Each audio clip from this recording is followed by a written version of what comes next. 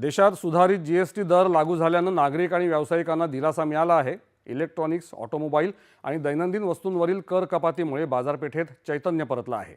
अकोला जिल्ह्यातील व्यापारी आणि नागरिकांनी या निर्णयाचं स्वागत करत बचतीत झालेल्या वाढीमुळे आनंद व्यक्त केला आहे।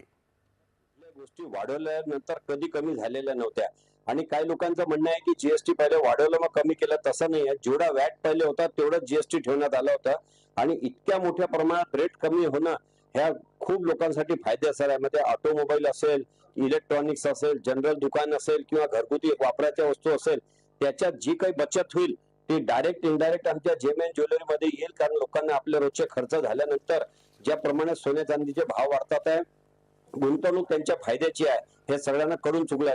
माझा निधी वॉटर प्लॅन आहे, त्या प्लॅन साठी पाणी डिस्ट्रीब्यूट करण्यासाठी मी आपला टाटा मोटरची छोटा हत्ती गाडी घेतली। जीएसटीच्या अगोदर ती गाडी 70,000 रुपयानं महाग होती, पण जीएसटी कमी झाल्यानंतर ती गाडी मला 70,000 रुपयानं स्वस्त मिळाली। याचा फायदा माझ्या निधी मिनरल वॉटर प्लॅन साठी खूप मोठा फायदा झाला।